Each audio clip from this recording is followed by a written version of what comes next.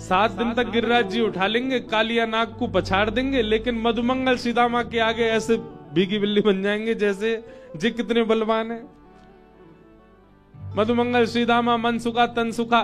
तन सुखा को नाम तन सुखा क्यों है पता है? वो तन ऐसोवा को फूंक मार दो तो ऑस्ट्रेलिया पहुंच जाए बिना वीजा के। वहां को नाम ही तन सुखा। ये इनके असली नाम नहीं है, ठाकुर जी ने रखो है। पत्रो दुबरो या हमारे वहां को नाम कहा तन सुखा। एक है धन सुखा, दोनों बात है। पत्रो दुबरो है लेकिन नाम बा को उल्टो रखो, ये व्यंगात्मक नाम है कैसो? पत्रो दुबरो, पर नाम का रखो तन ते बड़ो सुखी है भैया। दोनों बातें, तन सुखा, तन ते सुखो भी और तन ते सुखी भी। जैसे ठाकुर जी कोई और ग्वाल बालन की मंडली तो मिले ना, देख ले भैया हम तो ज्यादा मत बोले, नहीं तो तन सुखा है बुला देंगे। वो तन सुखा कौन है? बोले हम में सब तो बलवान है वो। सामने वाले बालक डर जाए, बोले अच्छा लाला ने दिखाइयो, ए तन सुखा ने करके आज तन सुखा आयो पत्रो दुबरो सीख सो। कोई जलेबी की दुकान या कोई बढ़िया मिष्ठान की दुकान दिखे ठाकुर जी को, ठाकुर जी कहे भैया हमें दे दे, बोले लाला जी ऐसी ना मिले, या के काजी कछु देना पड़ेगो। अरे तू जाने ना है हमारे पास में गोकुल को सबसे धनवान व्यक्ति है। बोले कौन? बोले धन सुखा। धन सुखा ने करके आया, वहां के जन कितने कर्जे आए सबन पे। वहां को नाम है धन सुखा।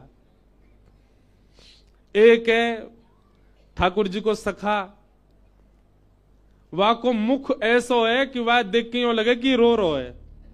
ठाकुर जी तो पहली बार मिलो, ठाकुर जी ने वहां को, अरे भैया तू रो काई को रोए? अरे ना लाला रोए ना रो, मेरो चेहरा ही ऐसो है। ठाकुर जी वाह, वहां को नाम रख दियो मन सुखा। जे मन सुखा, मन ते सुखी। तो कहां इतने बड़े बड़े राक्षसन को ठाकुर जी नेक में ही मार रहे हैं। और ऐसो बली तो खेलन में ग्वालन सो पिट जाए। जे ग्वाला सबरे पीट दे लाला को, रोते रोते जाए मैया मुको आज बाने बड़ो खिजायो, वो बड़ो लड़े मोते। प्रेम ये सब ब्रजवासीन को प्रेम है ठाकुर जी से, और ठाकुर जी को प्रेम है ब्रजवासीन से।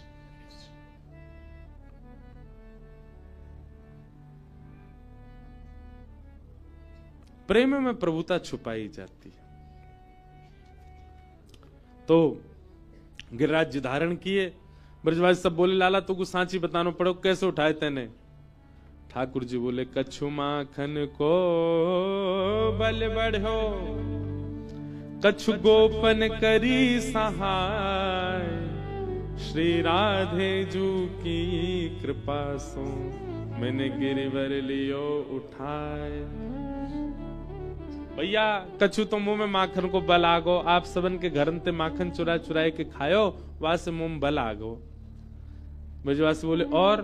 बोले कछु गोपन करी सहाय, आप सब गोप ग्वालन ने मेरी बड़ी सहायता करी। गोप ग्वाल ब्रजवासी बोले लाला सहायता तो हम कर रहे, हमने अपनी अपनी छड़ी लगाई पर कहा बताएं टूट गई सबरी, हम सहायता। ठाकुर जी बोले छड़ी की सहायता ना करी, आप लोगों ने पता ही ना है आपने मेरी कहा सहायता करी। ब्रजवासी बोले बता दे भैया।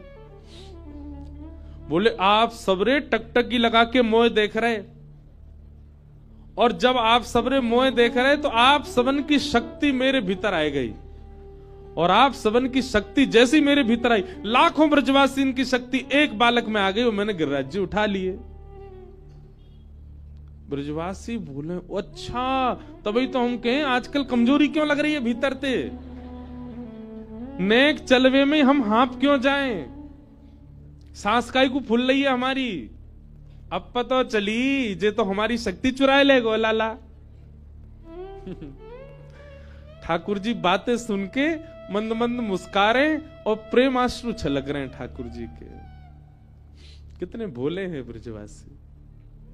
मैं भैया अपनी कथा में, हर कथा में एक बात कहूं, ठाकुर जी को प्राप्त करवे के काजे ज्ञानी हैवे के जरूरत नहीं, वैरागी हैवे की जरूरत नहीं, बुद्धिमान हैवे की जरूरत नहीं, धनवान हैवे की जरूरत नहीं। ठाकुर जी को प्राप्त करवे के काजे भोले बन जाओ। जितने सीधे, जितने भोरे, जितने भोंदू, उतनी जल्दी लालजी मिलेंगे। ब्रजवासी बहुत भोरे हैं, बहुत सीधे, और सीधे ही ठाकुर जी को।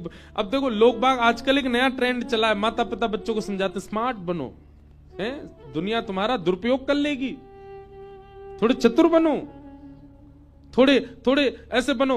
यूनिवर्सिटी जाते को हम एक परिवार आया, वो बोला महाराज जी हम तो अपने बच्चे को घर ही पढ़ा रहे हैं। मैंने क्यों? ये बहुत सीधा है, हम इसको यूनिवर्सिटी नहीं भेजते, हमें लगता है वहां के बच्चे ऐसे हैं, पता नहीं क्या होगा इसका।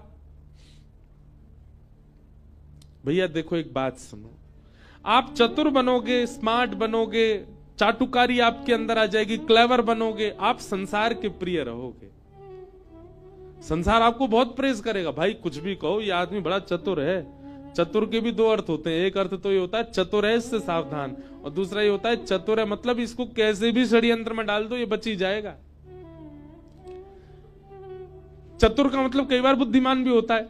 घर में कोई सिचुएशन ऐसी फंस जाती है, सब लोग कहते हैं उनके पास चलो, हमारे घर का वो सदस्य है उसकी बड़ा बुद्धिमान है, वो निकाल लेगा इस चीज से। तो बुद्धिमान होना, चतुर होना, चाटुकारी होना, क्लेवर होना, स्मार्ट होना, इससे आप संसार के प्रिय बन जाओगे।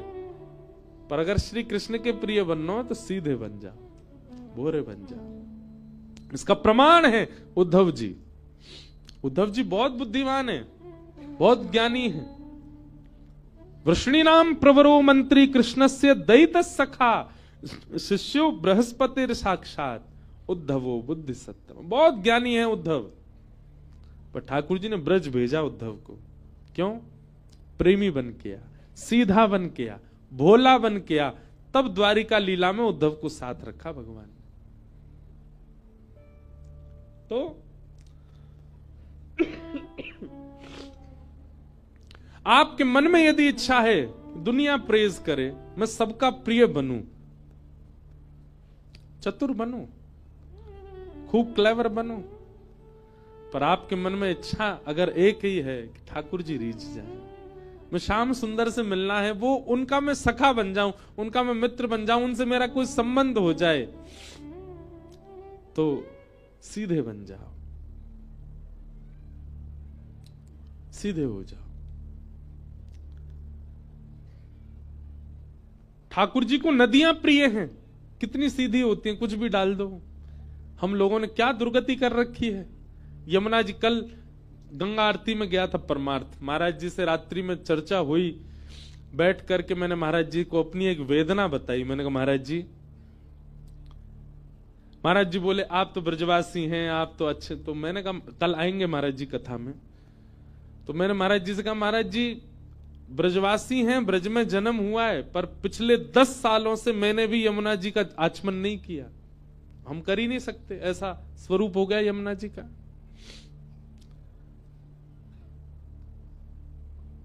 श्री कृष्ण को कौन प्रिय? नदियां प्रिय, सीधी हैं। हमने उनकी क्या स्थिति कर दी। नदियां कितनी सीधी होती हैं, सबको जल देती हैं। कभी आपसे कहती हैं एक कट्टी भर के ले जा रहे हो हमारे ऊपर से, देके तो जाओ हमको कुछ। गंगा जी कुछ कहती हैं? आप नहा करके अपने सबरे पाप धो जाओ, कपड़ा फेंक जाओ, गंगा जी सब स्वीकार कर लेंगे। कितनी बोली है। नदियां सीधी हैं इसलिए ठाकुर जी को प्रिय, वृक्ष सीधे हैं इसलिए ठाकुर जी को कुंज प्रिय, गैया सीधी है इसीलिए ठाकुर जी गोपाल कहलाए, पृथ्वी सीधी है, सब चलते हैं, सब उछलते हैं, सब गंदा करते हैं इसको, फिर भी कुछ नहीं कहती, शांत रहती। हाँ, ये सब अपने संपूर्ण 100 वर्ष के यातनाओं का उत्तर एक ही बार में दे देते हैं, और ये भी प्रकृति नहीं देती है, ठाकुर जी दिलवाते हैं इनसे। अगर इनके अंदर बदला लेने की इच्छा होती तो हर दिन बदला लेती प्रकृति हमसे, पर नहीं। जब 100 साल में इतना कुछ हम कर चुके होते हैं, तब ठाकुर जी आड़े लेते हैं, बोले तुम पीछे हटो, हम आते हैं। इन लोगों ने इतना बुरा कर रखा है, तो पर्वतों पर कुछ होगा, नदियों में कुछ होगा, पृथ्वी पर भूचाल आएगा। लेकिन ठाकुर जी का जिससे भी संबंध है, आप सबको उठा के देख लो, सब भोले हैं, सब सीधे हैं, सब शांत हैं, सब सरल हैं, सब निर्मल हैं। हम चाह रहे हैं हमसे ठाकुर जी संबंध हो, ठाकुर जी कह रहे हैं खुद को देख तो ले पहले। ऐसा दूषित है। सीधे बनो, सरल बनो। मन में भाव आता है, गंगा जी में स्नान करते हैं सब लोग, डुबकियां लगाते हैं, मांगते हैं गंगा जी से हमारे धन की पूर्ति हो जाए, हमारा व्यापार बढ़िया चल जाए, मेरा एग्जाम है मैं क्लियर हो जाऊं, मेरा विवाह होने वाला, पत्नी बढ़िया आवे, हमारे बालक जन्म ले रहे हैं, बढ़िया बालक हो, सब चीज मांगते हैं।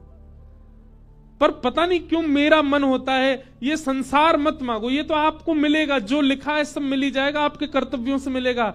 आप गंगा जी से, आप देवताओं से, आप इन दैवी वस्तुओं से ये मांगो। एक डुबकी लगाओ, मैं सरल हो जाऊं, मैं सहज हो जाऊं, मेरे अंदर से चतुराई चली जाए, मुझे लोगों को देख करके ईर्ष्या होती है, मेरी ईर्ष्या दूर करो, मेरा क्रोध कम करो, मेरे अंदर कामुकता बहुत ज्यादा है, कम करो, अपने व्यवहार स्वभाव को बदलने की बात करो ना। वो तो कोई नहीं मांगता यहां पे। कभी किसी मनोकामना पूर्ण मंदिर में देखा किसी ने इस भाव से वो कपड़ा या नारियल बांधा है कि मेरा स्वभाव थोड़ा प्रिय हो जाए? कोई नहीं कहता। जो बदलना चाहिए, जो मांगना चाहिए देवताओं से, वो तो कभी नहीं मांगते हम।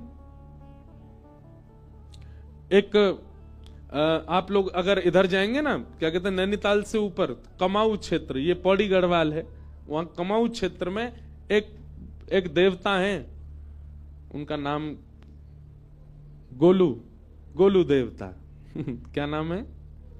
गोलू देवता। दर्शन किए मैंने उनके। गोलू देवता के मंदिर में आप जाओगे, दो ही चीज मिलेंगी आपको, एक तो पत्र और दूसरे घंटी। कम से कम लाखों करोड़ों की तादाद में वहां पत्र बंधे होंगे। लोग बाग उनके साथ हुई घटनाओं को लिख देते हैं, हमारे साथ इसने ऐसा किया, ऐसा किया, ऐसा किया, और ये बहुत बुरा हुआ, और फिर उसको वो पत्र को वहां टांगे आते हैं। तो गोलू देवता उसका न्याय करते हैं। अगर आप गलत होगे तो आपको ही दंड मिलेगा, और यदि आपके संग किसी ने गलत किया तो उसको दंड मिलेगा, और आपकी मनोकामना पूरी हो जाती है। मतलब जिसका आपने नाम लिखा वो, उसको अगर दंड मिल जाता तो वहां घंटी चढ़ाते हैं लोग। गोलू देवता ऐसा कहते हैं, वहां के राजा थे वो न्याय देते थे सबको। जब राजा के प्राण जाने लगे तो फिर लोग बाग चिंतित हो गए, रोने लगे कि अब राजा चला गया, अब हमको न्याय कौन दिलाएगा। तो अपनी प्रजा के रुदन को देख करके राजा ने एक रूप धारण कर लिया देवता का। बोले मैं हमेशा अज्ञात रूप से यहां रहूंगा, आप सबको न्याय दिलाऊंगा। वहां न्याय दिलाते हैं सबको। पर वहां कभी किसी ने जाकर के अपनी शिकायत तो नहीं लिखी होगी, मैंने ऐसे ऐसे के संग गलत किया है गोलू देवता, मैंने उसके संग बुरा किया, मैंने ऐसा कर दिया। कोई अपनी बात क्यों नहीं रखते हो आगे?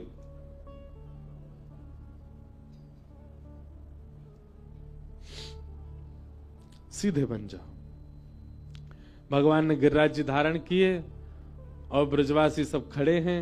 7 दिन 7 रात्रि तक ठाकुर जी ने नख पर गिरिराज जी धारण करके रखे, और 7 दिन बाद जब इंद्र को पता चला कि ये परमात्मा है, अब इसमें भी विषय तो बहुत बड़ा है, आज हमको रुक्मिणी विवाह करना है, कि प्रश्न उठता है क्या इंद्र को भगवान ये नहीं पता चला कि ये भगवान है?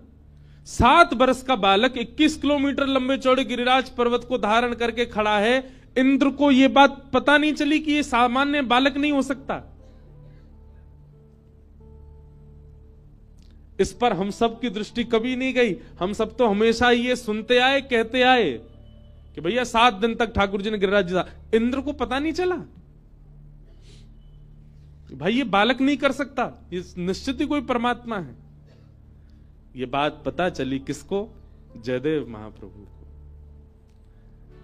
हमारे भारत में 1000 वर्ष पहले एक आचार्य हुए बंगाल में, जिनका नाम था श्री जयदेव, और जयदेव महाप्रभु ने ठाकुर जी की लीलाओं को गीत में, संस्कृत के गीतों में गाया, जिसको कहते हैं गीत गोविंद। अष्टपदियां हैं, उन्हीं अष्टपदियों में एक पद श्री जयदेव महाप्रभु गाते हैं। मैं कथाओं में गाता हूं, बहुत लोग गाते हैं उसको। उसी अष्टपदी के एक पंक्ति में श्री जयदेव महाप्रभु कहते हैं, ठाकुर जी आपने इतने बड़े गिरिराज जी उठाए, इंद्र को पता नहीं चला कि आप परमात्मा हो? भगवान जगन्नाथ जी बोले, हां पता चला ही नहीं होगा। जयदेव महाप्रभु बोले, ऐसा हो ही नहीं सकता। नन्हा सा बालक, 7 वर्ष का बालक कितना बड़ा होता, छोटा सा, और वो इतने बड़े गिरिराज पर्वत को लेके, चलो मान लीजिए 1 आध घंटा खड़ा हो गया तो भी चलो मान लिया कि कोई टोना होगा, कोई टोटका होगा, कोई देवता की शक्ति होगी। 7 दिन 7 रात्रि तक ऐसे ही खड़ा रहा। अरे वो बालक नहीं हो सकता। ब्रजवासियों को तो हम चलो मानते हैं कि उनके अंदर प्रेम बहुत है, वो भोले बहुत हैं, उनको नहीं दिखा। पर इंद्र तो बुद्धिमान है, देवताओं का राजा, उसको यही नहीं पता चला कि ये परमात्मा नहीं है। भगवान बोले, इंद्र को पता ही नहीं चला होगा। जयदेव महाप्रभु बोले, पर मुझे तो दाल में कुछ और काला लग रहा है, तो तुम्हें क्या लग रहा है? तब जयदेव महाप्रभु लिखते हैं, अभिनव जलधार सुंदर धृत मंदर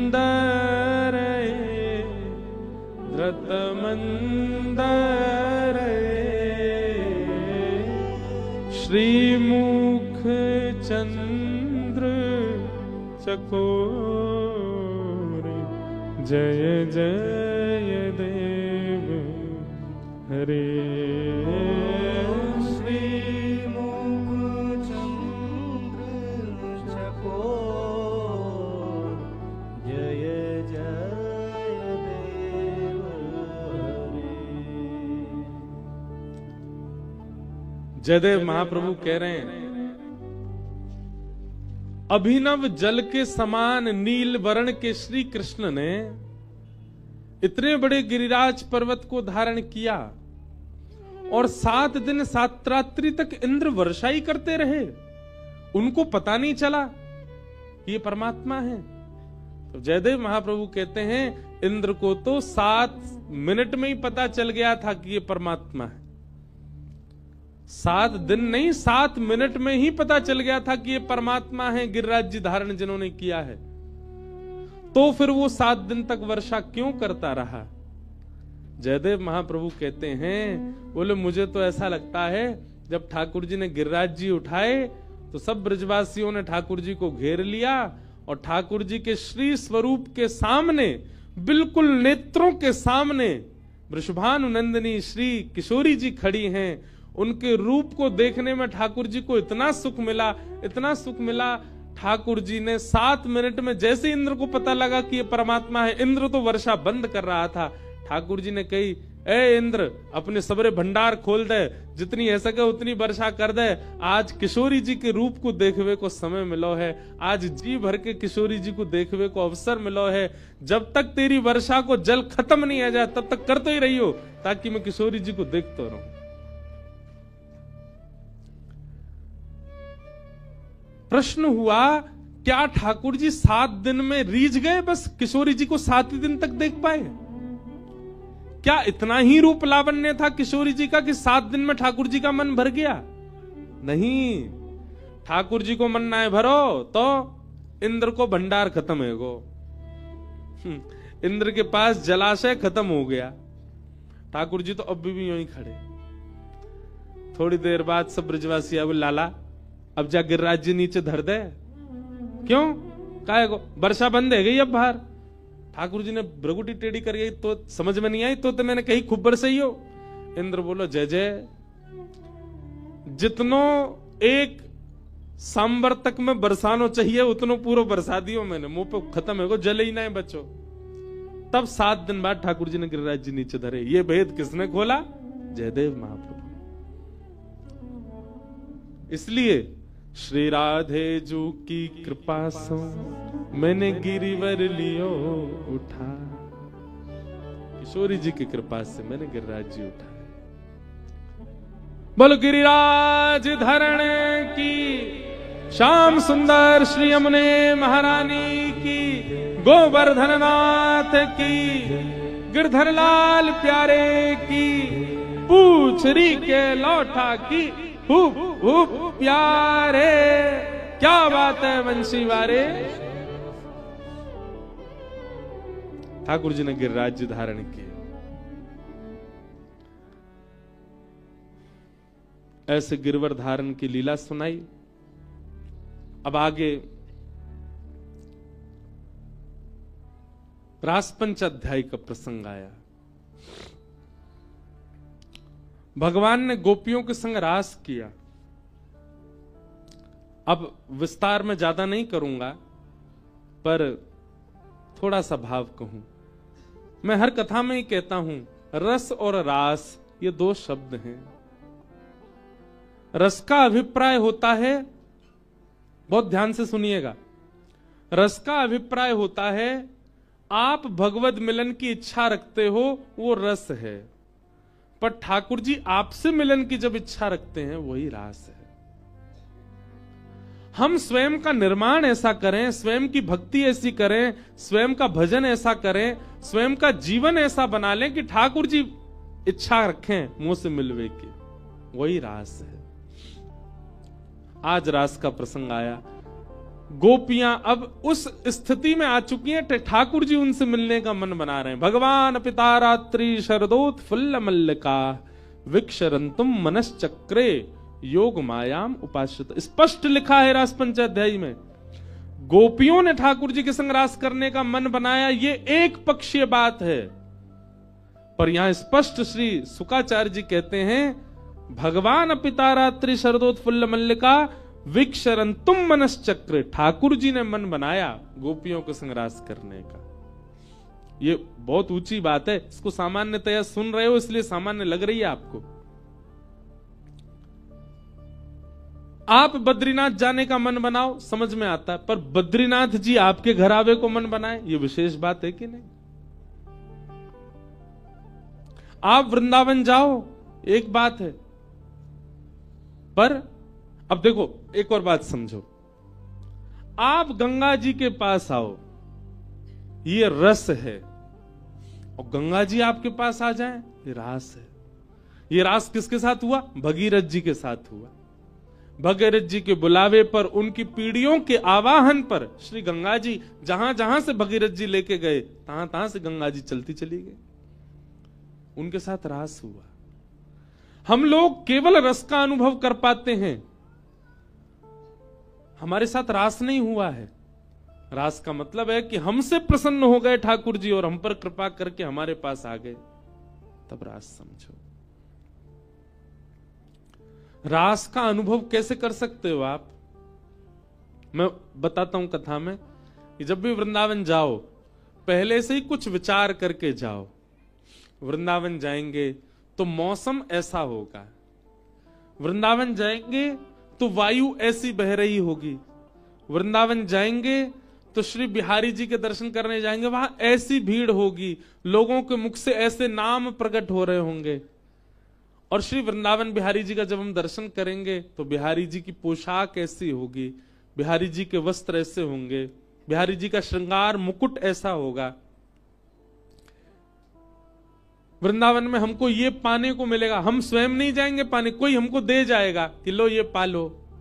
ऐसा ऐसा आपने कुछ विचार कर लिया, और वो सब विचार किया जो एक प्रकार से असंभव जैसा है, जो आपको पता ही नहीं है, वो आपने विचार कर लिया।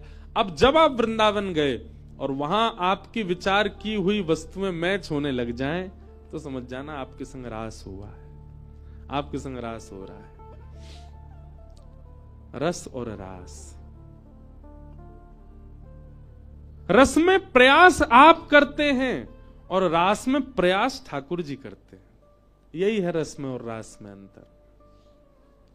स्वयं को हम ऐसा बना लें कि ठाकुर जी प्रयास करें हमारे पास आवे को, हमसे मिलवे को, वो रास।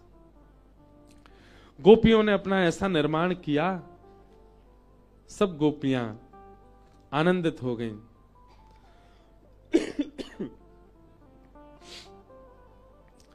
भगवान ने जैसी वंशी का नाद किया, कृष्ण प्रेम में उन्मुक्त गोपियों को वह स्वर सुनाई देने लगा। और स्वर भी नहीं सुनाई दिया, स्वर में शब्द सुनाई दिया, चल गोपी जल्दी आ, मैं तेरी प्रतीक्षा कर रहा हूं। गोपियों को स्वर नहीं सुनाई दे रहा, वेणु की धुन नहीं है, धुन में शब्द है, और शब्द कान में आते ही कहता है अरे गोपी जल्दी आ। क्यों? वंशी बजा रहे हैं, सुनाई तो सबको दे रही है, पर वेणु की धुन में शब्द केवल उन्हीं को सुनाई दे रहा है जो कृष्ण प्रेम करती हैं गोपियां। जैसे कथा हो रही है, यहां हजारों लोग बैठे हैं, पर कई लोगों को केवल शब्द ही सुनाई दे रहा है कि व्यास जी केवल बोल रहे हैं, 10:30 बजे तो बोले ही जा रहे हैं, शांति ही नहीं है रे, 12:45 है गए, जन कब विश्राम लेंगे।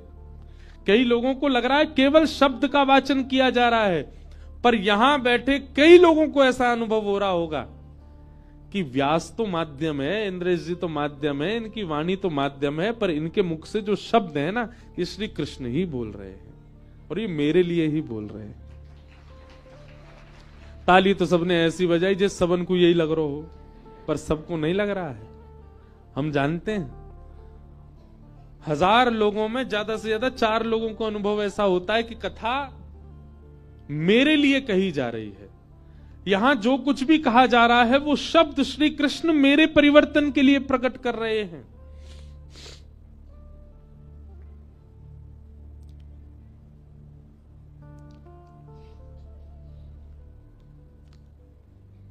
और जब ऐसा अनुभव होने लग जाए, व्यास तो माध्यम है, जैसे ये माइक माध्यम है मेरी बात को आप तक पहुंचाने का, ऐसे ही आपको मैं माइक लगूं और ये लगे ये पीछे जो खड़े बोल यही रहे हैं, समझ जाओ अब रास हो रहा है, अब रास का अनुभव है।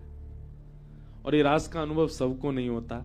आपके हिमालय के स्वयं महादेव पहुंचे वृंदावन हमारे यहाँ, गोपियों ने रोक दिया, बोले बाबा कहाँ जा रहे हो? बोले मैं हुआ रास में जानो। बोले रास में तो केवल वही जा सके जो गोपी हो।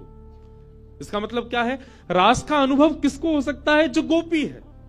और गोपी का स्वरूप क्या है? दर्शन को नैना तपे, वचन सुनन को कान,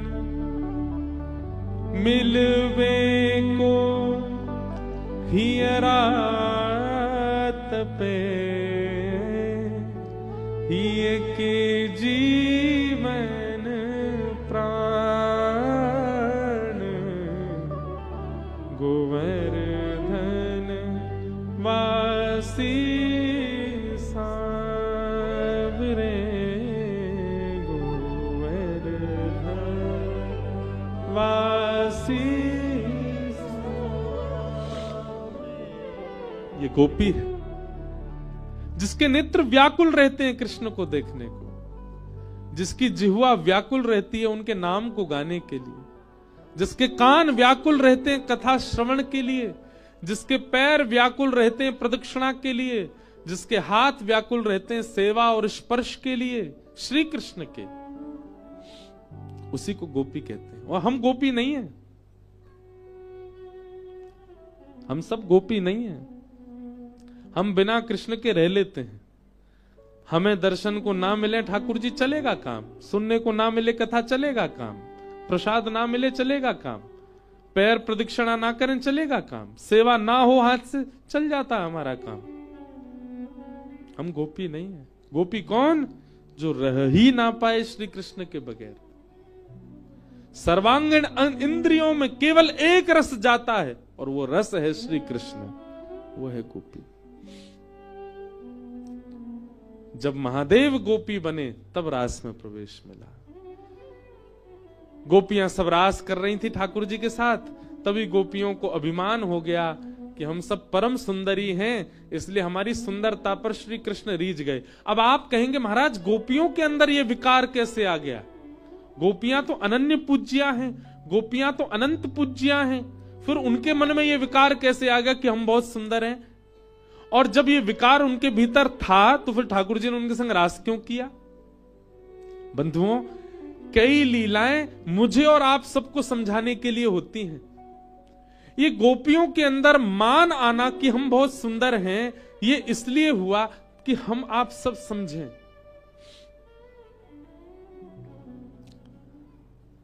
कई बार हमारी सेवा से हमारी इच्छा यह होती है कि ठाकुर जी प्रकट हो जाएं।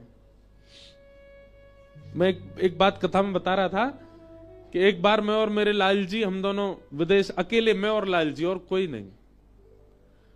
विदेश जाना हमको वैसे प्रिय नहीं, पर इसलिए प्रिय क्योंकि मैं और लाल जी अकेले जाते हैं।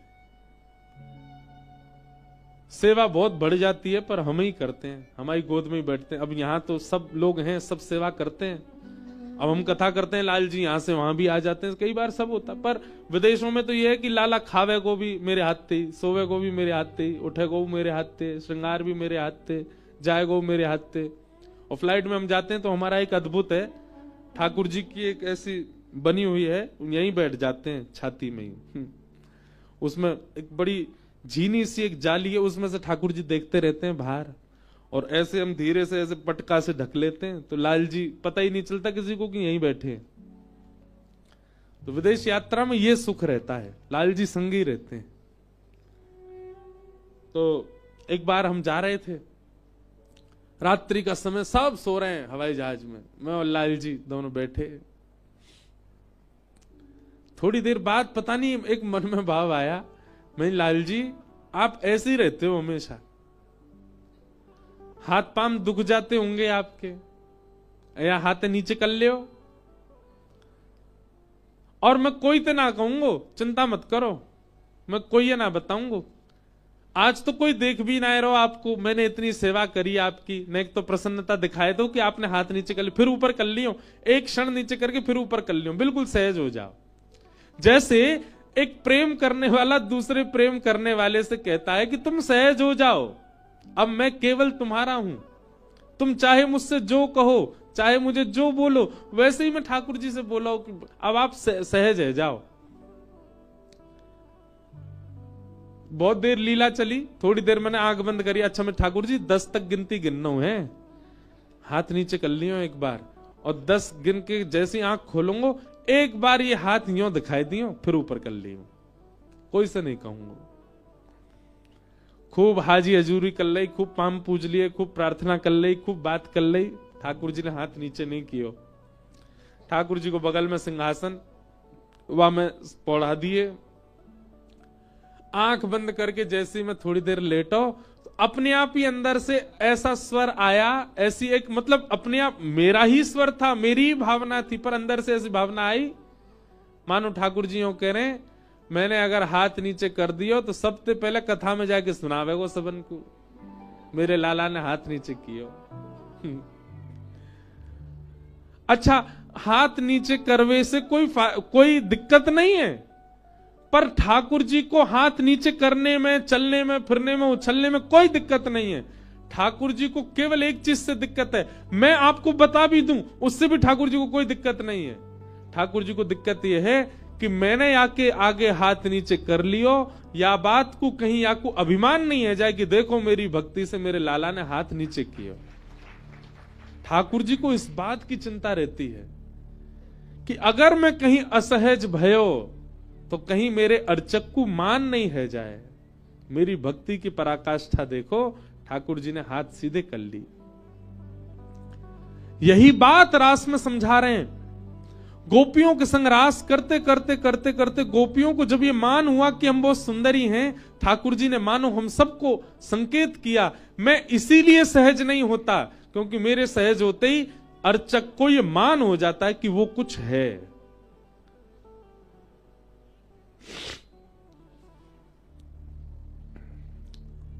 और मैं कुछ हूं, ये मान सबसे बड़ी बाधा है भक्ति में। इसलिए ठाकुर जी सहज नहीं होते। अब आप पूछेंगे तो ये मान से कैसे बचा जाए? सदगुरु, यदि जीवन में सदगुरु होंगे और सदगुरु का आश्रय होगा तो आप सेवा में जाकर के भी मान नहीं करोगे। हां, आपके शिष्यत्व में कमी होगी तो मान हो जाएगा, पर आपके शिष्यत्व में निपुणता होगी तो आप अपने गुरु का आश्रय करके जब जब सेवा में जाओगे मान नहीं आएगा।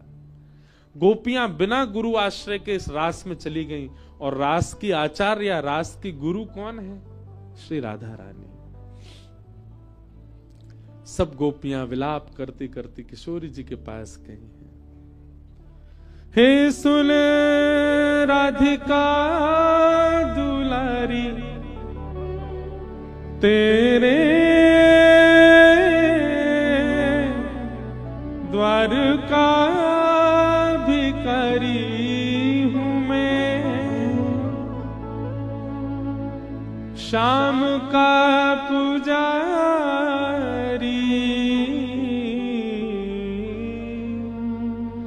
पीड़ा है हमारी हमें श्याम ना मिला, हमें श्याम ना मिला, हमें श्याम ना मिला, हमें श्याम ना मिला। हे सुन राधिका दुलारी, सुन राधिका दुलारी। ये भाव सबको प्रिय लगता है।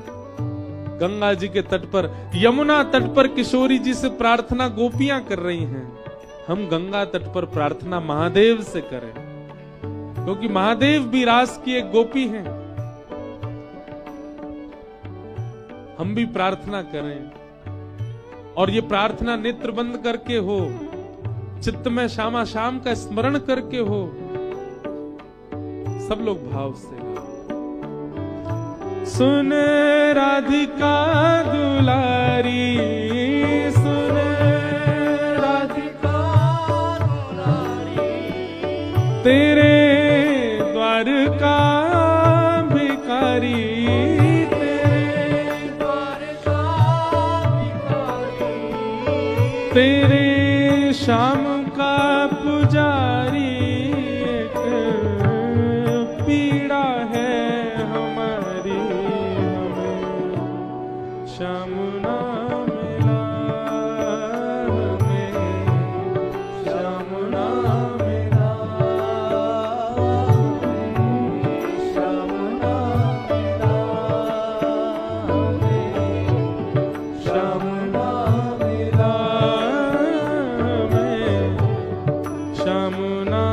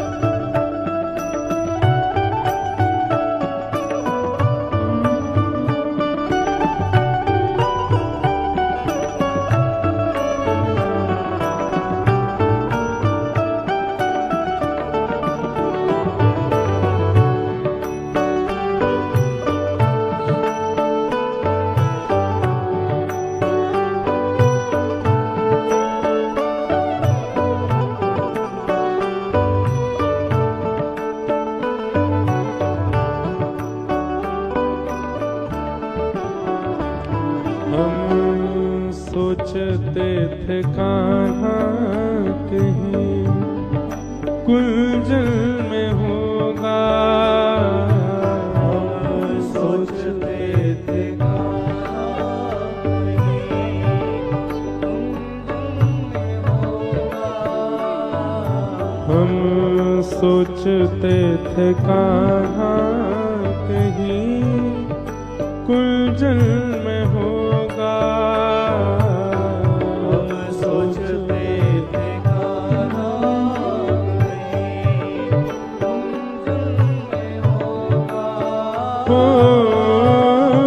अभी तो मिलन का हमने सुख नहीं भोगा,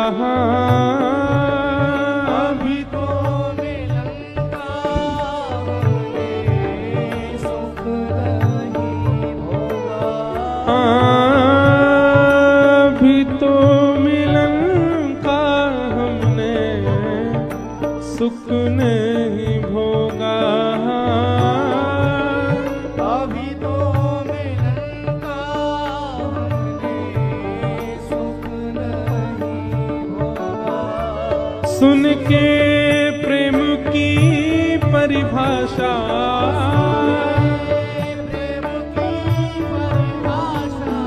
मन में बंधी थी जो आशा, मन में बंधी थी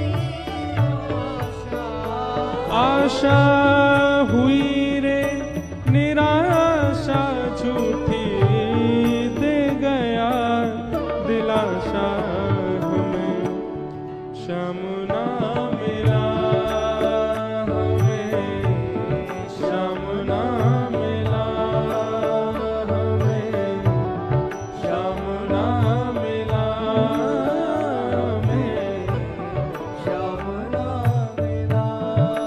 हे सुन राधिका दुलारी, सुन राधिका दुलारी, तेरे द्वार का भिखारी, तेरे द्वार का भिखारी, तेरे श्याम का पुजारी, एक पीड़ा है हमारी, श्याम ना मिला हमें, श्याम ना मिला हमें, श्याम ना मिला हमें, श्याम ना मिला। ओ हमें श्याम ना मिला हमें, श्याम ना मिला हमें, श्याम ना मिला हमें, श्याम ना मिला। ओ हमें श्याम ना मिला हमें, श्याम ना मिला।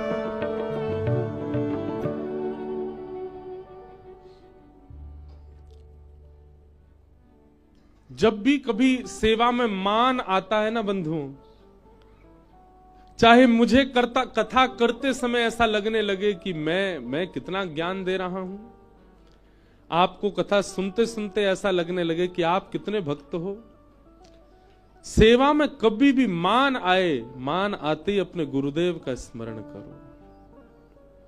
हमारे गुरु का भजन, गुरु का मंत्र, गुरु परंपरा उस मान को नष्ट करती है।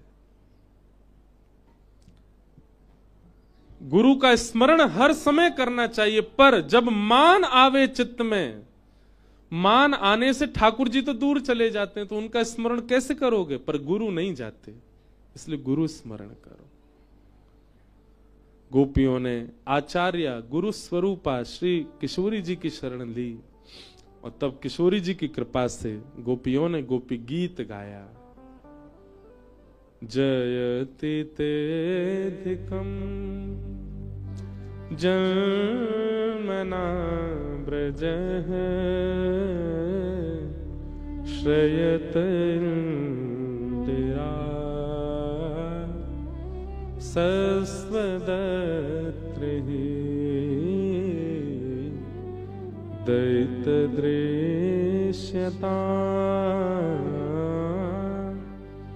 दीक्षुतावक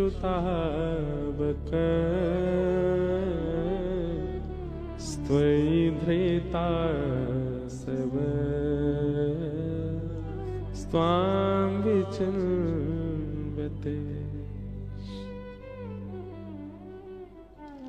गोपियों के द्वारा गोपी गीत गाया, सब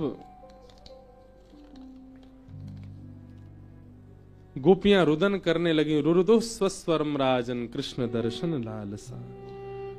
कृष्ण दर्शन की लालसा से जब गोपियों ने रुदन करना प्रारंभ किया, उन सब के भाव से ताशामाबिर्भूत सौरी स्मयमाय मुखाम्भुज पीताम्बर धरश रघवी साक्षान मनमथ मनमथ। ठाकुर जी वहीं प्रकट हो गए। बोलो रास रासेश्वर भगवान की।